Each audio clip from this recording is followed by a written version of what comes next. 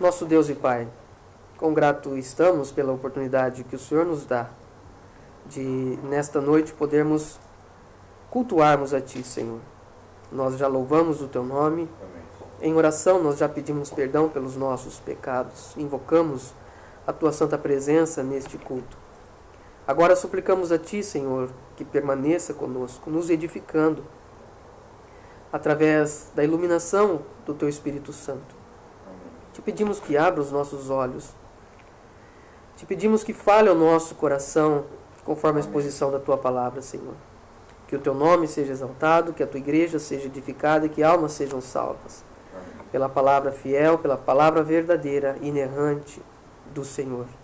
É por Cristo que oramos e pedimos. Amém. Amém.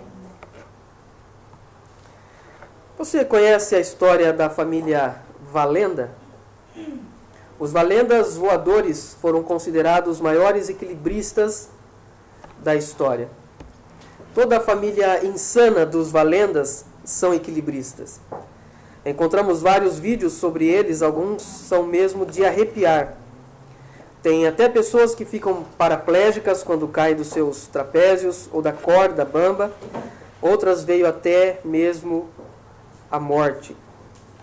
Por exemplo, em Porto Rico, Carl Valenda, o patriarca da família, ele quis por uma corda bamba passar de um edifício para o outro, sendo estes dois os maiores edifícios da cidade, percorrendo em uma corda bamba 250 metros de distância, que infelizmente com um vento muito forte, este homem veio a cair e fatalmente morrer.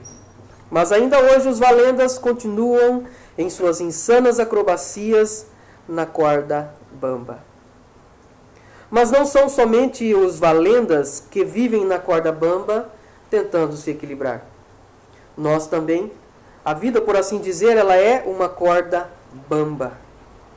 E que nos mantém em pé ou que nos derruba tem muito mais a ver com a nossa maneira de ver a vida. Mas o que nos mantém equilibrados tem a ver com a nossa sabedoria por detrás disso tudo. Nós já vimos que Salomão ele vem exortando há tempos os seus primeiros leitores sobre como manter-se íntegro, como viver bem, de modo que agrade a Deus. Salomão também já nos falou sobre os prazeres mais diversos que a vida pode proporcionar, das posses, ele falou das riquezas e etc. Mas para viver em um mundo secular, onde tudo isso é um Deus, e para ser fiel ao verdadeiro Deus, ele agora vai nos falar sobre a sabedoria. Em outras palavras, o texto que acabamos de ler quer nos dizer que por conta do pecado que nos atrapalha a mantermos uma vida de comunhão sólida com Deus, a nossa sabedoria humana tende a falhar constantemente. Então, somente uma vida fiel às Escrituras poderá manter-se estável na corda bamba da vida. Então, um título interessante para nós desenvolvermos nesta noite é a sabedoria em uma corda bamba. E podemos falar sobre a sabedoria em uma corda bamba, dividindo o nosso sermão desta noite em pelo menos 3 pontos principais, os quais nós vamos discorrer aqui. Poderemos falar nesta noite, em primeiro lugar, sobre a sabedoria divina, é o que nos mantém equilibrados na corda bamba da vida. Em segundo lugar, nós vamos falar sobre a infeliz oscilação da sabedoria humana debaixo do sol. E por fim, alguns conselhos divinos que Salomão nos oferece sobre como nos manter sábios na corda bamba da vida. É interessante o verso 13 como inicia-se. Também vi este exemplo debaixo do sol, este exemplo de sabedoria debaixo do sol, que foi para mim grande. A sabedoria por si só é um atributo comunicável de Deus. Apesar de o pecado ter afetado drasticamente a nossa sabedoria, Salomão, o autor desse texto, ele vê um exemplo útil, grande, de se usar sabiamente a sabedoria, em meio a um mundo onde a sabedoria é completamente deturpada, ou nas próprias palavras de Salomão, debaixo do sol.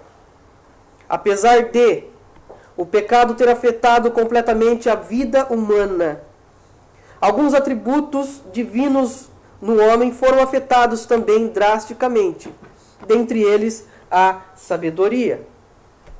E nesta parábola, ou nessa história contada por Salomão, a respeito desse grande, rico rei, que confronta uma pequena cidade, com poucos moradores, mas que havia um homem pobre com uma grande sabedoria.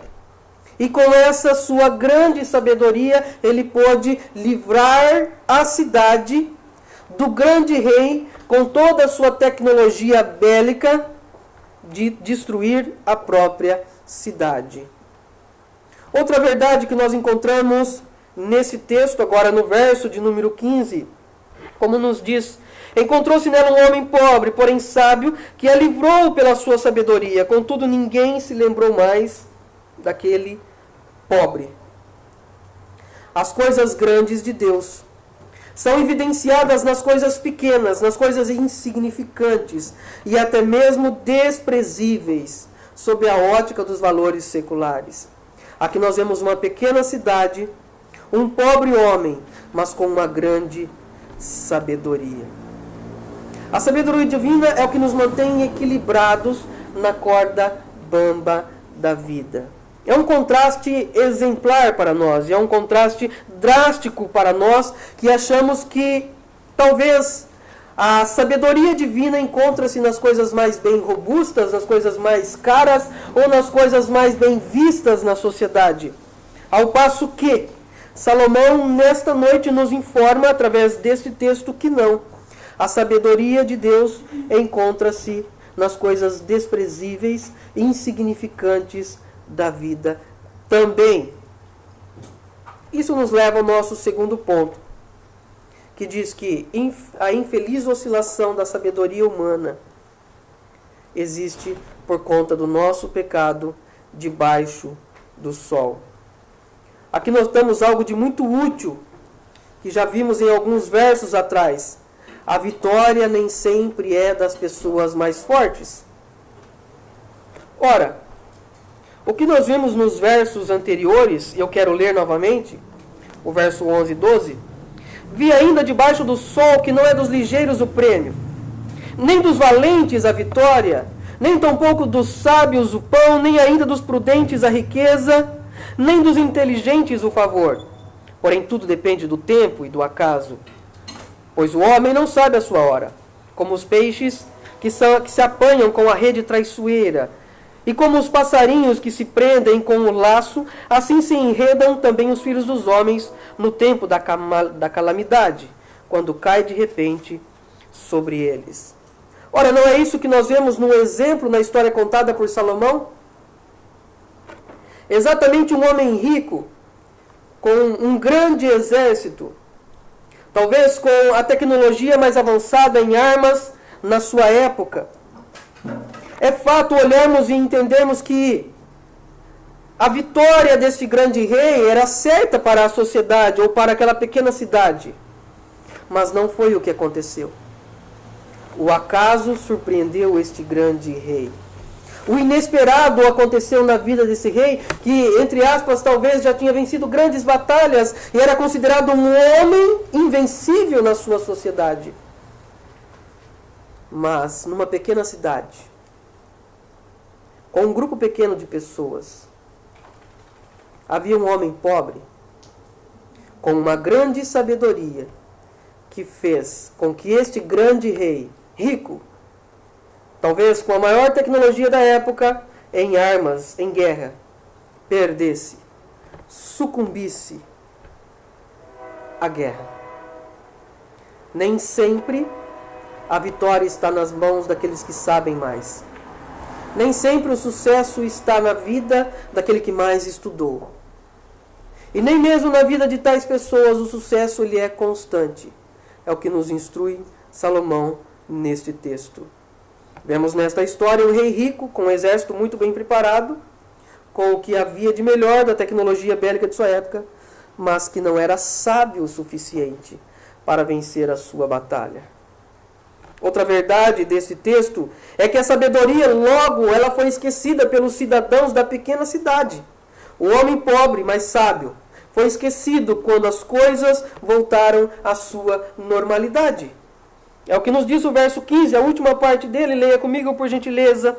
Ninguém se lembrou mais daquele pobre. Ora, quando as coisas estavam apertadas para as pessoas da cidade, quando aquele rei com os seus baluartes, com seus grandes baluartes, sitiou a cidade ficou completamente cercada, não havia um local de escape para aquela sociedade.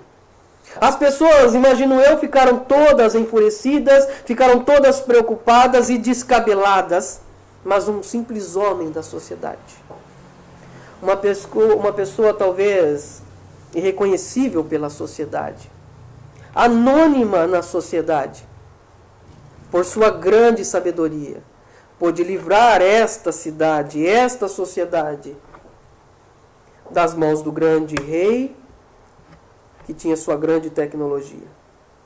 Queridos irmãos, isso acontece até mesmo dentro da igreja.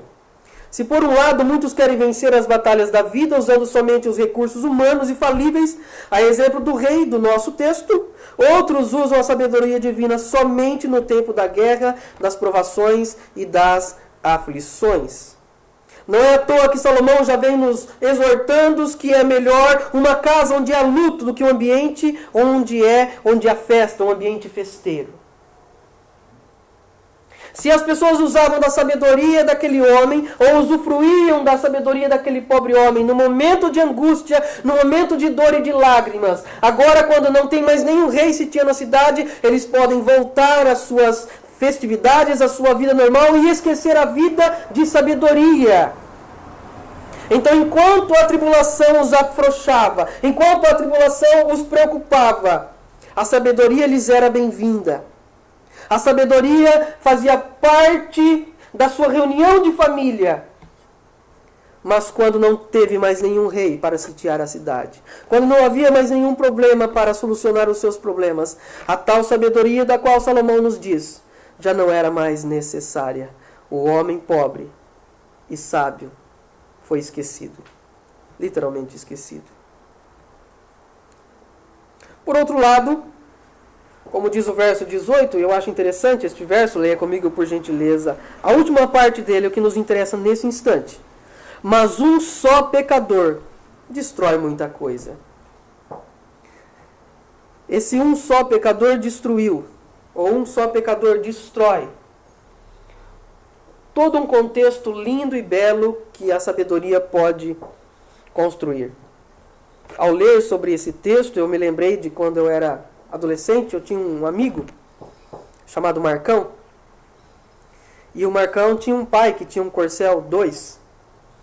E o pai levou 18 anos para deixar o Corcel 2 intacto, um carro perfeito, um carro completamente original. Aquele carro, ele gostava mais do carro do que sua própria esposa. Um dia o Marcão, um moço de 17, 18 anos, encheu a cara de cachaça, pegou o Corcel 2 que o pai tanto amava. E numa curva, ele não conseguiu fazer a curva devido à sua embriaguez, destruiu todo o Corcel 2 do pai. Então quando o Marcão estava em meio às ferragens do carro todo destruído, o pai, quando chegou e viu o carro todo destruído, colocou a mão na cabeça e disse: meu filho, o carro que eu construí, o carro que eu me dediquei 18 anos da minha vida, você o destruiu. Ele, bêbado, sorriu e disse: pai, o Corcel 2 o senhor levou 18 anos para construir, eu destruí ele em 18 segundos. Era isso que aconteceu na história do Marcão e na história do Corcel 2. É isso que nos fala do texto. Mas um só pecador destrói muita coisa boa. Infelizmente, nós não temos usado a sabedoria de maneira como deveria ser usada. Uma simples situação nos leva a agir de forma impensável e perder todo um tempo onde a bela sabedoria construiu um belo palácio de tantas coisas maravilhosas. O momento onde a sabedoria deveria sobressair. O que de fato sobressai é a evidência da nossa fraqueza e das nossas oscilações na fé. Quantas são as vezes que nos pegamos falando, fazendo, ou até mesmo pensando em coisas que nós não deveríamos fazer. Coisas que não nos são úteis e que nos não farão amadurecer. E pior ainda, sabíamos que não deveríamos estar fazendo tais coisas.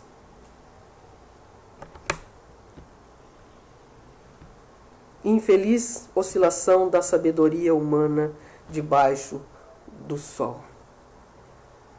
A sabedoria daquele homem, aquele rei, não o ajudou a vencer uma pequena cidade. Mas também aquela cidade, após vencer a batalha contra o rei, também não se lembrou mais de cultivar a boa e velha sabedoria que nos mantém em pé, constantes na vida debaixo do sol. Mas uma outra verdade interessante do nosso texto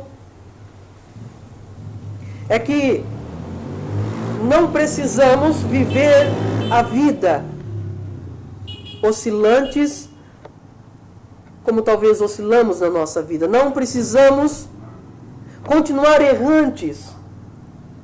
Se estamos com a faca e o queijo na mão, se temos não a sabedoria do mundo, mas a palavra de Deus diante de nós, o que podemos então fazer? Esse texto que nós lemos nesta noite não só aponta os defeitos humanos, não só aponta as nossas mazelas concernente à nossa sabedoria frágil, mas também Salomão, o autor inspirado por Deus, nos mostra alguns conselhos úteis para mantermos-nos em pé na corda bamba da vida. O verso 16 nos diz da seguinte maneira: Então disse eu, Salomão agora começa a refletir consigo mesmo e lança dos seus lábios, ou escreve com a sua pena, neste momento, inspirado por Deus, alguns conselhos, alguns provérbios para nós. Melhor é a sabedoria do que a força. Ainda que a sabedoria do pobre é desprezada, as suas palavras não são ouvidas. Ainda que passe por um ouvido e saia pelo outro, ainda que a força seja, em alguns momentos, muito mais aplausíveis do que a sabedoria, ainda que esta mesma sabedoria seja desprezada, porque às vezes ela vem de um ambiente que nós não gostamos da sociedade. Salomão continua dizendo: melhor é a sabedoria. Quando ele diz melhor é, ele está querendo dizer, em comparação à força, a sabedoria é muito melhor, ela é mais, ela é conveniente, ela é boa e ela é excelente. Então ele nos diz onde encontrar a verdadeira sabedoria. O texto no verso 16 nos diz que é melhor a sabedoria do pobre desprezado que não é ouvido. Ao dizer isso, o texto fala que a sabedoria, às vezes, ela é encontrada onde ela não é buscada. A sabedoria está exatamente no local onde nós rejeitamos, onde nós não o buscamos. O texto não nos fala do Senhor Jesus. Mas, de fato, podemos claramente fazer um paralelo com o menino Galileu, que pobre nasceu num estábulo, ao cheiro de xixi e cocô de animais, porque não havia lugar para ele nos hotéis de Belém. Isso não é incrível?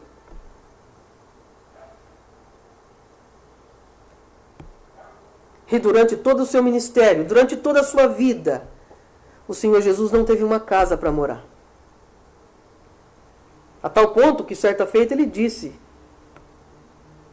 o Filho do Homem não tem onde reclinar a sua cabeça. foi desprezado, como esse pobre, não somente em sua cidade, não somente na Judéia, na Samaria e na Galiléia, mas ele foi rejeitado, ele é rejeitado até hoje. Foi desprezado em sua cidade, por onde passou, por pregar o seu evangelho e a sua doutrina. Mas a única, enfaticamente a única forma de sermos realmente sábios nesta vida é entregando a nossa vida ao senhorio de Cristo, reconhecendo Ele como nosso único, nosso suficiente Salvador, e por observarmos constantemente a Sua palavra. Somente assim teremos êxito na perspectiva divina de vida neste mundo secular debaixo do sol. Outro sim. A sabedoria ela é sempre vista e exercida em uma pessoa, igreja, tranquila. Em um ambiente de tranquilidade. Note comigo o verso 17. As palavras dos sábios, ouvidas em silêncio, vale mais do que os gritos de quem governa entre os tolos. Um conselho não só para a sabedoria particular, mas também política aqui. E principalmente nesse ambiente da nossa política, do nosso país. Essa palavra em silêncio pode ser traduzida por tranquilidade também. Em silêncio. Problemas não resolvem. Os gritos não resolvem os nossos problemas. Aliás, quando nós gritamos, queremos dizer que não temos argumentos convincentes. E é por isso que existe aquela grande máxima nos meandros da oratória. Não erga o tom de voz, mas melhore os seus argumentos. Isso é característica das boas lideranças e dos bons relacionamentos também. Como têm sido vistos os nossos relacionamentos? Começando do relacionamento mater, família, até os demais relacionamentos dos quais são secundários, ou dos quais originam a família, ou da família se originam, melhor dizendo. Qual tem sido os nossos relacionamentos? Como têm sido os nossos diálogos? Como têm sido os nossos embates e debates com a nossa família? E com a igreja do Senhor Jesus Cristo também. O verso 18, e agora a melhor parte dele, a parte A. Melhor é a sabedoria do que as armas de guerra. Melhor é a sabedoria do que as armas de guerra. Já vimos que devemos sempre estar confiados em Deus. E que o mesmo Deus tem em suas mãos perfeita, até mesmo o tempo do acaso. Até mesmo o tempo em que quando tudo parece correr perfeitamente, nada nunca mais vai dar errado, alguma coisa acontece. Até quando essa alguma coisa, entre aspas, acontece de errado, isso também está na perfeita vontade de Deus. E que por muitas vezes as nossas melhores ideias não resolvem nem de longe os nossos grandes, terríveis problemas. Mas em via de regra, é da sabedoria que nós precisamos. Como disse o apóstolo Paulo, nós, a igreja do Senhor, temos a mente de Cristo. Ou seja, temos ao nosso dispor a palavra de Deus. Para tanto, nós não temos apenas de ser bons de Bíblia, mas muito mais praticantes desta mesma Bíblia, a palavra de Deus. Concluindo o nosso sermão, nestes textos que nós lemos, vimos que a verdadeira sabedoria não é vista nem apreciada pela sociedade sem Deus. Quem investe em suas sabedorias humanas, quando Salomão fala debaixo do sol, ele fala da perspectiva antropológica, simplesmente do ponto de vista humano, sem levar Deus em consideração. A inteligência não tem nada a ver com a sabedoria. Se nós quisermos resolver os nossos problemas com inteligência, problemas existenciais, problemas espirituais com a nossa inteligência de médio a longo prazo, seremos perdidos, seremos fracassados, seremos mais um ignorante junto com a patota. É somente com a palavra de Deus, é somente com a sabedoria do alto que podemos vencer na vida. Precisamos entender também que a sabedoria bíblica não é um decoro, não é um pingente, não é uma joia, ela não é um adorno, mas para ser usada em situações apenas apropriadas. Tendemos a querer usufruir da sabedoria nas pelejas da vida, tendemos a viver em oposição a esta mesma sabedoria quando a maré baixa. Isso está errado, irmãos. Esta cidade usufruiu da boa sabedoria no momento de guerra, no momento de dor, no momento de aflição. Mas a sabedoria ela foi desprezada quando tudo estava normal, quando tudo estava indo bem. Aquele pobre homem foi desprezado com a sua sabedoria também. Isso está errado se nós estivermos fazendo desse jeito. Não é assim que Deus nos quer, agindo e vivendo. Por fim, Salomão nos instrui neste texto a perseguir a verdadeira sabedoria, que por sua vez não está nas coisas ou nos livros deste mundo, mas na palavra perfeita e bendita do nosso Deus. Enfim, algumas aplicações interessantes para nós. A primeira é, à luz do que nós temos ouvido nesta ocasião, podemos dizer que estamos usufruindo da sabedoria de Deus ou apenas da engenhosidade da inteligência do mundo? O que mais lhe tem sido útil nestes últimos dias?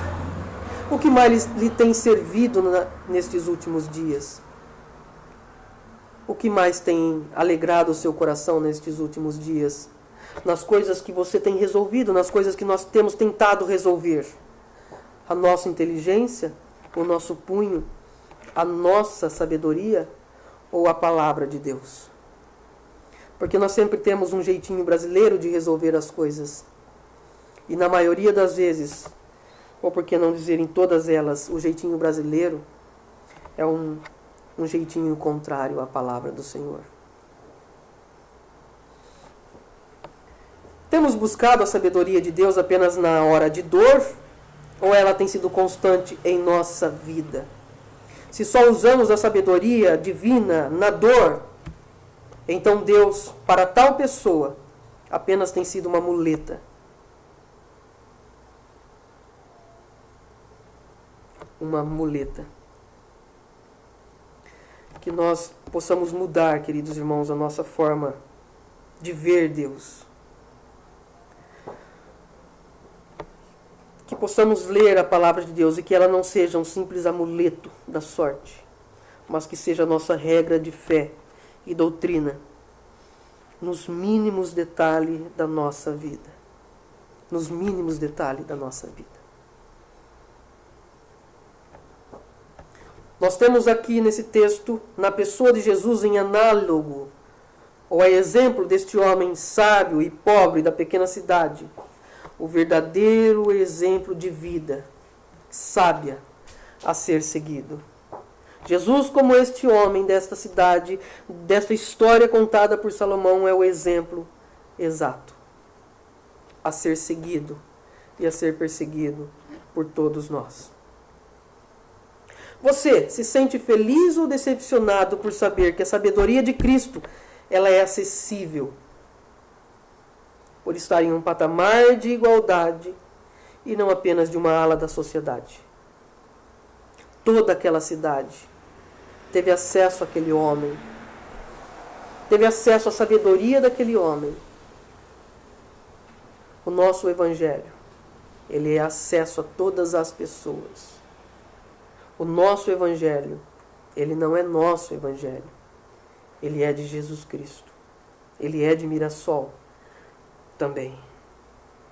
Queridos irmãos, muitos dos da família Valenda tiveram um fim trágico e não chegaram do outro lado na corda bamba. Mas nós podemos chegar do outro lado, além da corda, se firmados na palavra e na sabedoria divina do nosso Senhor Jesus. Que o Senhor nos abençoe e nos ajude, e que possamos viver segundo a sabedoria perfeita da sua palavra. Somente assim poderemos nos equilibrar na corda bamba da vida. Amém, irmãos? Amém. Vamos orar neste momento, agradecendo ao Senhor pelo texto da palavra exposta nesta noite. Maravilhoso Deus e eterno Pai, queremos te agradecer, Senhor, pela palavra lida e exposta esta noite. Queremos te agradecer porque o Senhor ainda tem falado à tua igreja por intermédio da mesma. Senhor, perdoa-nos se muitas vezes não temos vivido uma vida que lhe agrade, por não poder usar ou usufruir da tua palavra que está tão próxima de nós, Senhor. Mas à luz do que foi lido esta noite e dito, que possamos, Senhor, continuar a vivermos uma vida que lhe agrade, que possamos, Senhor, usar a sua palavra, viver a sua palavra e entender a sua palavra. Que possamos ver em ti, ó bendito Jesus, o perfeito e melhor exemplo de vida vivido na terra, e seguir os teus passos, Senhor. Porém que tudo isso, ó Pai, possamos fazer tendo em mente que o teu nome seja glorificado, que ações de graça sejam rendidas somente a ti, Senhor. E que assim, ao fizermos isso, outras pessoas também sejam impactadas pelo poder que o teu evangelho tem na vida das pessoas. Por Cristo que oramos e agradecemos. Amém. Amém.